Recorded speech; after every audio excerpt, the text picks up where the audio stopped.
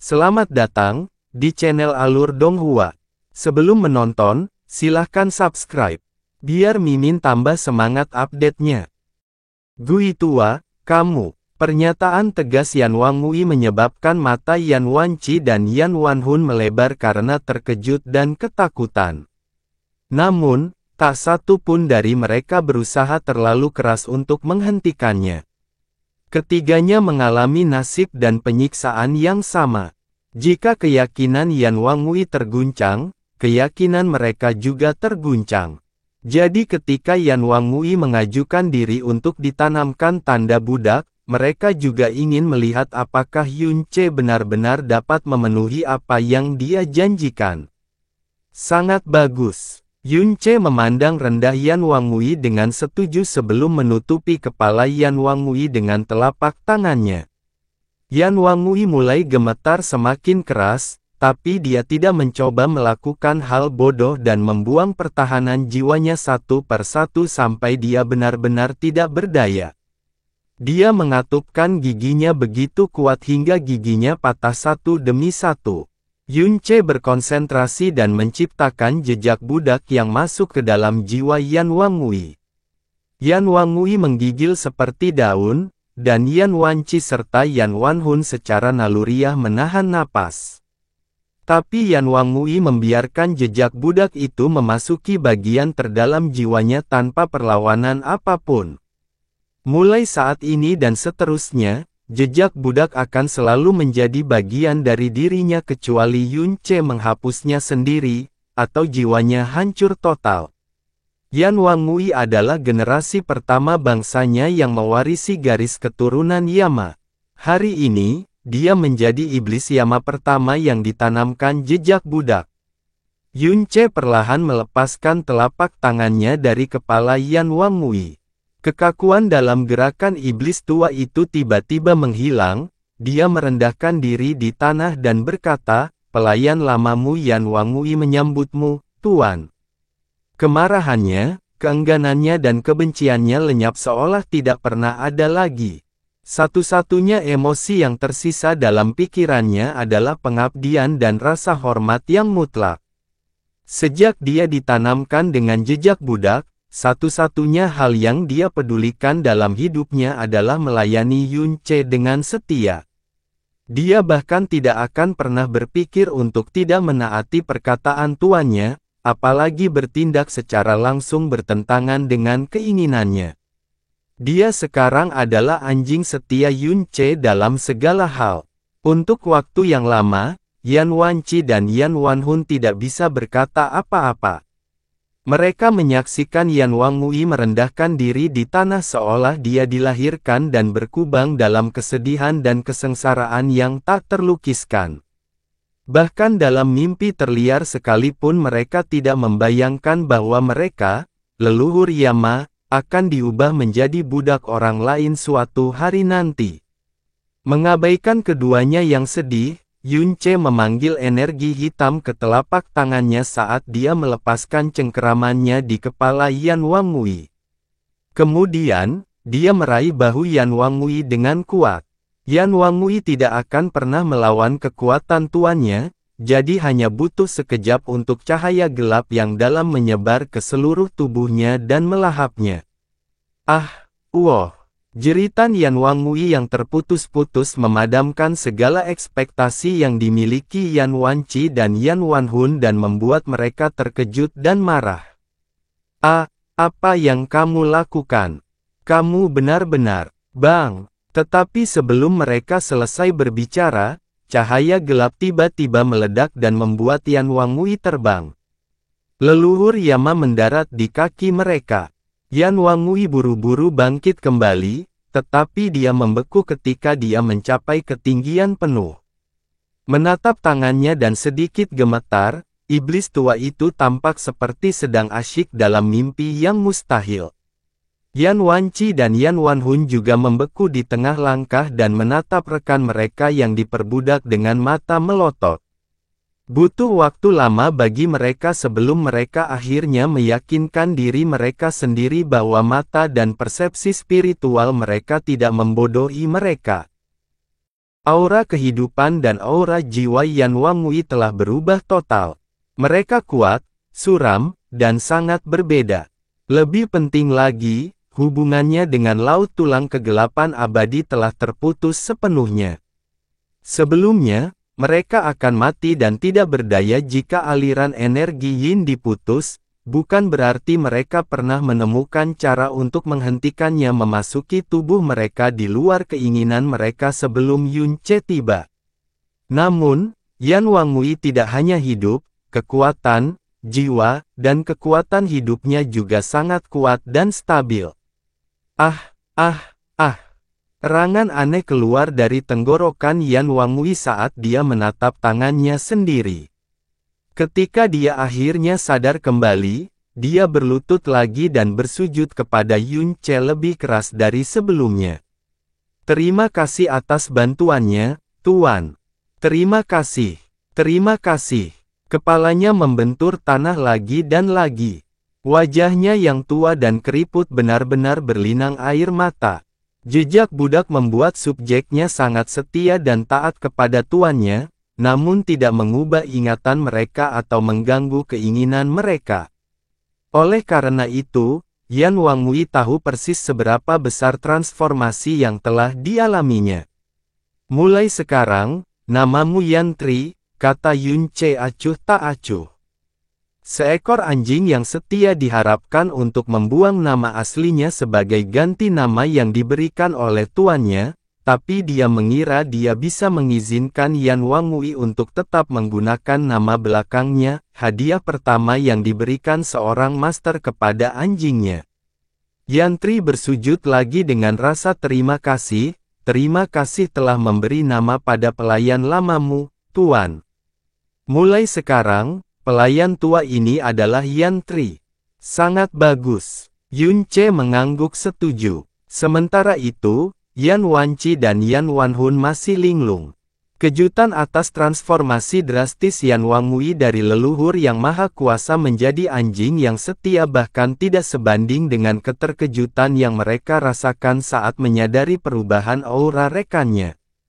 Gui tua, apakah kamu benar-benar, sungguh, bahkan sekarang, Yan Wanci tidak dapat mempercayai perasaannya sendiri. Yan Tri berbalik ke arahnya dan berkata dengan penuh semangat, benar. Guru mengatakan yang sebenarnya, saya sekarang adalah entitas yang sepenuhnya mandiri, dan saya tidak perlu tinggal di jurang busuk ini untuk tetap hidup. Tunggu apa lagi? Biarkan Tuan menanamkan jejak budak di tubuhmu sehingga kita dapat melayani Tuan kita bersama. Anda tidak hanya akan terlahir kembali, Anda juga akan mendapat kehormatan untuk melayani Tuan kami. Tidak ada alasan untuk ragu. Dia terdengar sangat bersemangat dan bersemangat. Seolah-olah dia tidak sabar untuk menyeret Yan Wanci dan Yan Wanhun ke Yunce sendiri. Setelah dia ditanamkan dengan jejak budak, tidak ada hal lain yang membuatnya lebih bahagia selain melayani Yunce. Sebelum Yan Wanci dan Yan Wanhun dapat memberikan jawaban, Yunce tiba-tiba menyeringai dan memanggil energi cahayanya yang dalam lagi. Penyiksaan yang mengerikan dimulai sekali lagi, dan baik Yan Wanci maupun Yan Wanhun menjerit seolah jiwa mereka ditusuk oleh 1000 bilah, seperti babi di rumah jagal. Mereka menggeliat dan berguling-guling di tanah seperti cacing. Yan Tri sendiri menegang seperti pegas dan membuka mulutnya untuk berteriak, tapi dia segera menghentikan dirinya dan mengangkat tangan untuk menghentikan cahaya mencapai matanya. Dia tampak benar-benar tercengang. Cahaya yang menyinari tubuhnya masih membuatnya merasa sangat tidak nyaman, namun dibandingkan dengan penyiksaan yang dia alami beberapa saat yang lalu, dia seperti berdiri di surga. Tubuhnya masih terasa seperti api yang membakarnya, tapi dia tidak lagi rentan seperti sebelumnya. Saat dia mengedarkan sejumlah kecil energi kegelapan yang mendalam, perasaan tidak nyaman menghilang seolah-olah tidak pernah ada.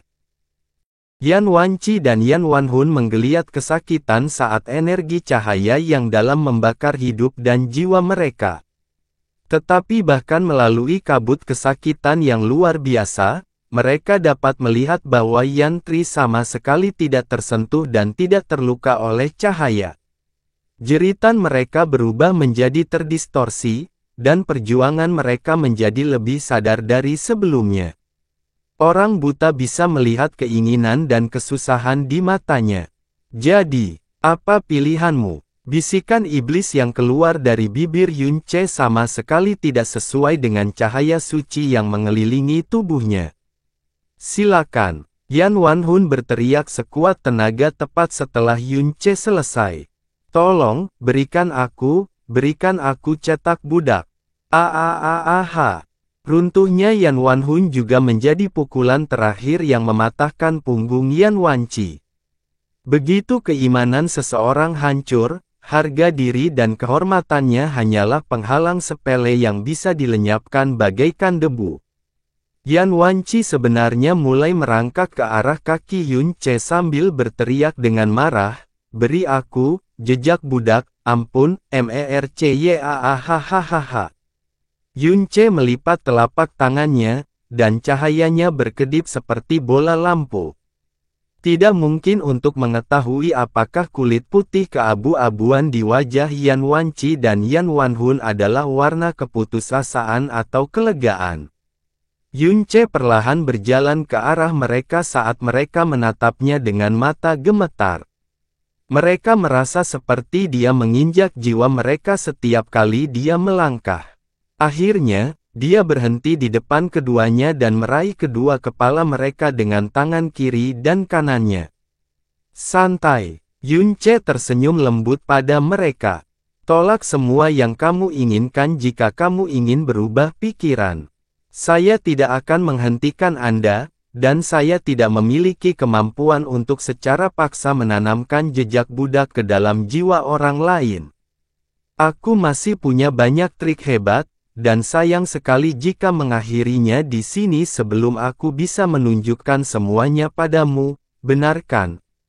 Baik Yan Wanci dan Yan Wanhun mulai gemetar tak terkendali. Mereka tidak dapat meninggikan suara, mereka tidak peduli bagaimana mereka mencoba. Meskipun baru 6 hari sejak mereka bertemu Yun Ce, ketakutan mereka terhadapnya telah mencapai titik yang tidak dapat dibayangkan oleh orang biasa. Jika memang ada iblis sejati di dunia ini, maka orang sebelum mereka pastilah salah satu dari mereka. Yun Ce berkonsentrasi sebentar dan menciptakan jejak budak di masing-masing tangannya. Kemudian, dia menanamkannya ke dalam jiwa Yan Wanci dan Yan Wanhun.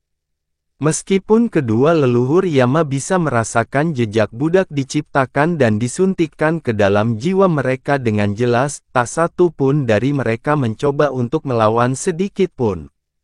Ketika jejak budak telah tertanam sepenuhnya, sedikit kegembiraan dan kegembiraan akhirnya menyinari mata Yun Ce.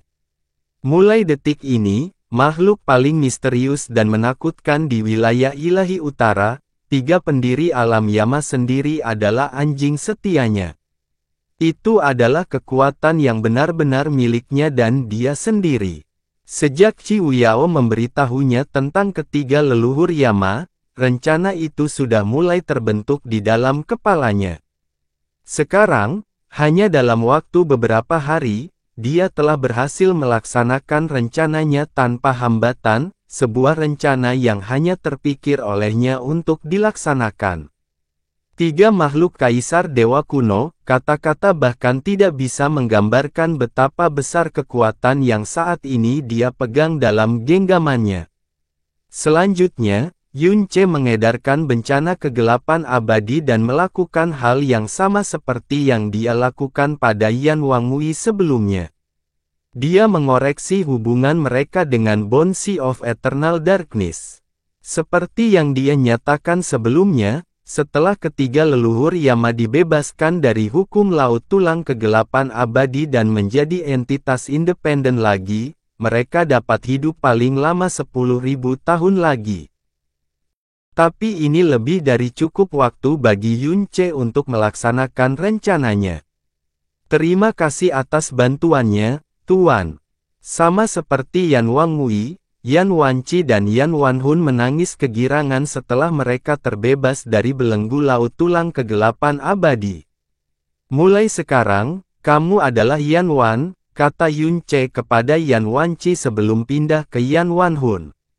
Dan kamu adalah Yan Dua. Apakah kamu mengerti? Terima kasih telah memberi kami nama, Tuan. Kedua leluhur Yama berterima kasih pada Yun Ce dan bersujud padanya. Sekarang, Yun Ce mengulurkan tangannya pada mereka. Beri aku artefak asal iblis-iblis Yama. Yun Ce tidak tahu apa artefak asal iblis dari alam Yama. Dia juga belum pernah mendengar informasi apapun tentang hal itu dari siapapun. Tetapi bahkan jika dia berpikir dengan jari kakinya, dia masih bisa mengetahui bahwa itu pasti terjadi pada tiga leluhur Yama. Laut tulang kegelapan abadi dan tiga leluhur Yama membentuk inti kekuatan dan warisan alam Yama. Mereka juga orang terbaik yang melindungi artefak asal iblis. Tentu saja, itu harus menjadi milik mereka. Selain itu, terjebak di laut tulang kegelapan abadi, tiga leluhur Yama masih hidup dan sehat. Tidak mungkin mereka menyerahkan harta yang begitu berharga kepada keturunan mereka. Sayangnya bagi mereka, mereka hidup cukup lama untuk bertemu dengan Yun Ce.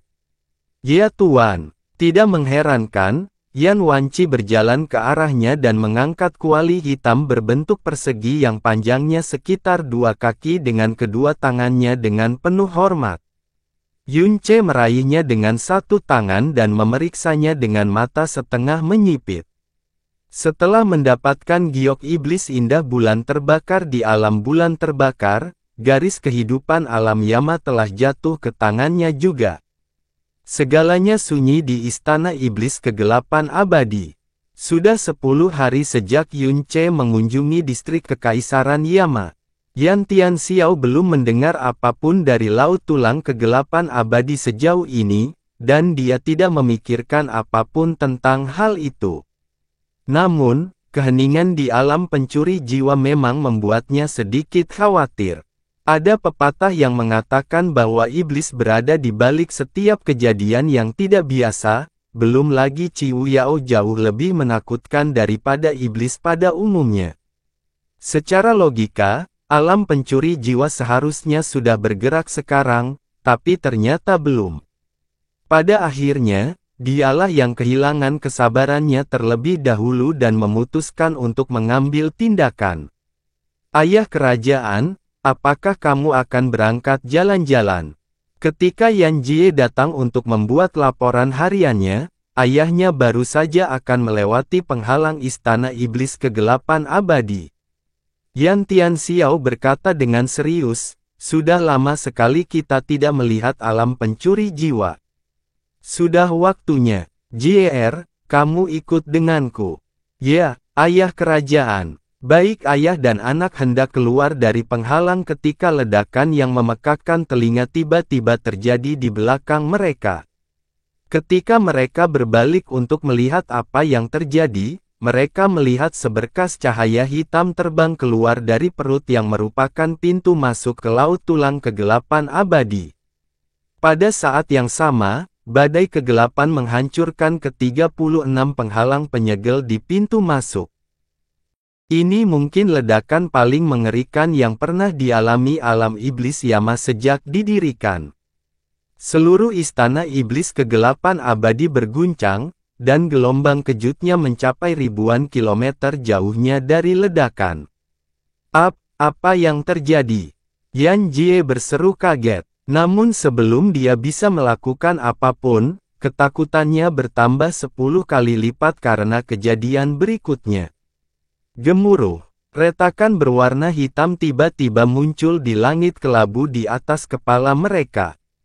Hanya butuh 1 atau 2 detik bagi mereka untuk menyebar ke seluruh dunia yang menyelimuti seluruh distrik kekaisaran Yama.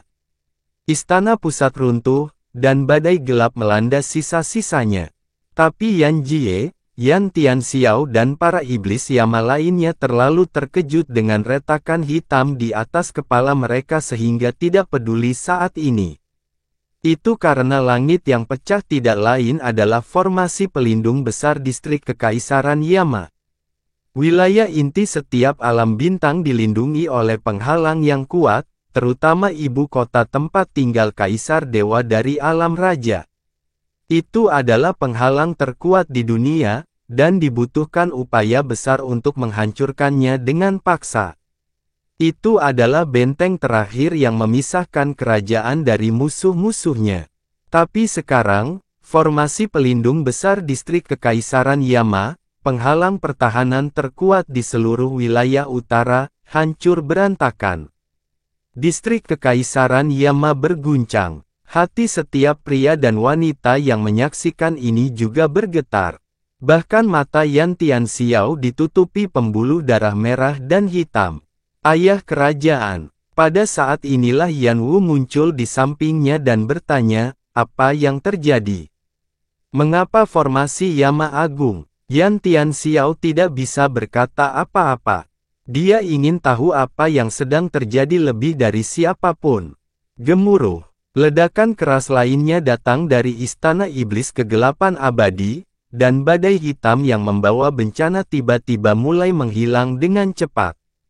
Retakan yang menutupi seluruh formasi Grid Yama berhenti tepat sebelum bisa runtuh sepenuhnya. Mimpi buruk itu berakhir, tidak, berhenti tiba-tiba seperti yang terlihat. Pada saat yang sama, Yan Tianxiao dan yang lainnya menoleh ke jantung Istana Iblis Kegelapan Abadi, pintu masuk ke Laut Tulang Kegelapan Abadi dan menatap. Itu karena tiga bayangan kecil dan bengkok muncul dari pintu masuk. Kekuatan iblis mereka begitu mengerikan hingga dunia dibekukan oleh kehadiran mereka. Yan Tianxiao akhirnya mengerti mengapa formasi Grid Yama hampir hancur. Laut Tulang Kegelapan Abadi disegel oleh lusinan penghalang, dan dia hampir yakin bahwa ledakan energi gelap yang mengerikan itu telah menghancurkan semuanya sekaligus. Bone Sea of Darkness adalah tempat paling penting di seluruh alam Yama. Penghalang penyegelan terakhir dan terkuatnya terhubung langsung ke formasi Grid Yama. Itulah mengapa formasi Grid Yama sangat terpengaruh ketika penghalang itu dihancurkan. Secara metaforis, itu seperti seseorang telah mengebor lubang besar ke dalam formasi. Namun, penemuan itu semakin mengejutkan Yan Tianxiao. Itu karena semua yang dia tahu memberitahunya bahwa kekuatan seperti itu seharusnya tidak ada di dunia saat ini. Seorang leluhur. Meskipun Yan Tianxiao menyebut nama leluhurnya, itu lebih merupakan gumaman daripada sapaan. Itu karena dia menyadari bahwa aura mereka berbeda dari biasanya, meskipun dia tidak tahu persis apa yang berbeda. Di masa lalu, ketiga leluhur tidak pernah meninggalkan Laut Tulang Kegelapan Abadi tanpa membungkus diri mereka dengan energi hitam dalam jumlah besar. Terlebih lagi, energi hitam semakin menipis seiring berjalannya waktu, sehingga ketiga leluhur harus kembali ke kuburan sebelum benar-benar habis. Namun, ketiga leluhur tersebut tidak tercakup dalam energi yin saat ini.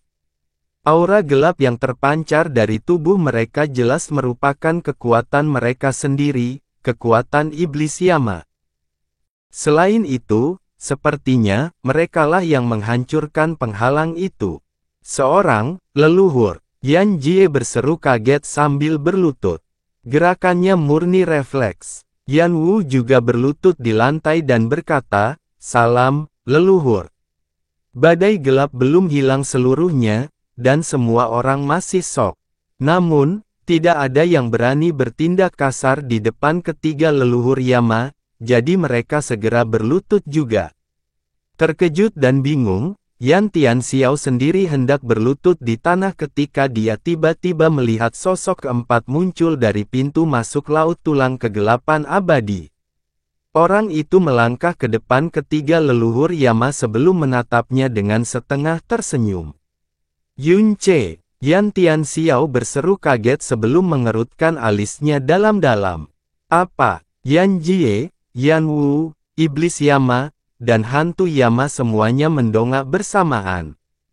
Tapi sebelum Yan Tianxiao bisa melakukan hal lain, suara gemuruh tiba-tiba menggetarkan akal sehatnya. Dasar bajingan kecil yang memalukan. Beraninya kamu memanggil tuan kami secara langsung. Mengatakan bahwa Yan Tianxiao terperangah adalah pernyataan yang sangat meremehkan. Kata-kata bertanya yang hendak keluar dari tenggorokannya ditelan kembali ke perutnya. Itu karena orang yang meneriakinya adalah leluhur Yama pertama, Yan Wanci. Jika indranya tidak mempermainkannya, leluhurnya telah mengatakan sesuatu seperti, "Tuan kami." Raungan lain menembus telinganya sebelum dia bisa mengetahui situasinya. Kali ini, Yan Wanhun yang menuding Yan Tianxiao sambil berteriak dengan marah, "Keturunan yang tidak layak. Beraninya kamu bertindak kasar kepada tuan kami. Berlututlah." Yan Tianxiao, kaisar dewa terkuat di wilayah ilahi utara, pria yang tidak takut pada apapun dan siapapun, benar-benar tercengang. Penglihatannya menjadi hitam, dan bibirnya bergetar. Jika ini mimpi, dia berharap dia akan bangun saat ini juga. Kemudian, dia menyadari bahwa Yun Ce sedang berdiri di depan ketiga leluhur Yama. Dia menyadari bahwa ketiga leluhur Yama telah sedikit membungkukkan punggung mereka, menundukkan kepala dan menghindari menatap langsung ke arah Yun Ce setelah pemuda itu muncul. Dia juga menyadari bahwa teriakan mereka sebelumnya diwarnai dengan nada cemas dan rasa hormat yang digunakan seseorang, hanya ketika menghadap Tuhan mereka. Lalu ada teriakan yang merobek jiwanya, "Tuan kami." Orang-orang ini adalah nenek moyangnya. Pendiri alam Yama. Dia tercengang, benar-benar dan benar-benar tercengang. Dia tidak bisa memahami atau menerima apa yang sedang terjadi, tidak peduli seberapa besar kemauan dan pengetahuan yang dia kumpulkan. Iblis Yama lainnya hanya bernasib lebih buruk daripada Kaisar Yama. Yan Jie, Yan Wu, Iblis Yama, dan Hantu Yama sedang menatap leluhur Yama dengan ekspresi tercengang atau langsung terdiam di tempat. Itu karena absurditas situasi yang terlalu berat untuk mereka tangani. "Tianxiao, apakah kamu tuli?" teriak Yan Wangui. "Berlutut, berlutut." Yan satu berteriak lagi. Pengaruh leluhur Yama tertanam dalam darah setiap anggota klan Yama, termasuk Yan Tianxiao. Meskipun Kaisar Yama masih belum pulih dari keterkejutannya, dia menggigil dan mendapatkan kembali kejernihan pikiran untuk mematuhi perintah leluhurnya dan berlutut. Tapi sebenarnya kepada siapa dia berlutut? Nenek moyangnya, atau Yun Ce? Lama tidak bertemu, Kaisar Yama. Bagaimana kabarmu selama 10 hari terakhir? Yun Ce menyapanya dengan acuh tak acuh. Perjalanan ke Bone Sea of Eternal Darkness merupakan perjalanan yang menarik dan bermanfaat bagi saya. Saya harus berterima kasih kepada Anda karena memberi saya izin masuk, Kaisar Yama. Yan Tianxiao mendongak, tapi tidak memberikan jawaban pada Yun Ce.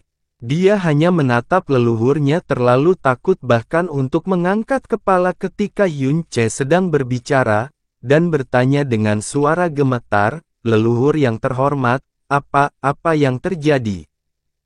"Katakan pada mereka," perintah Yun Ce. "Ya," jawab Yan Wan sebelum memulai, "perhatikan perintahku, keturunan iblis Yama.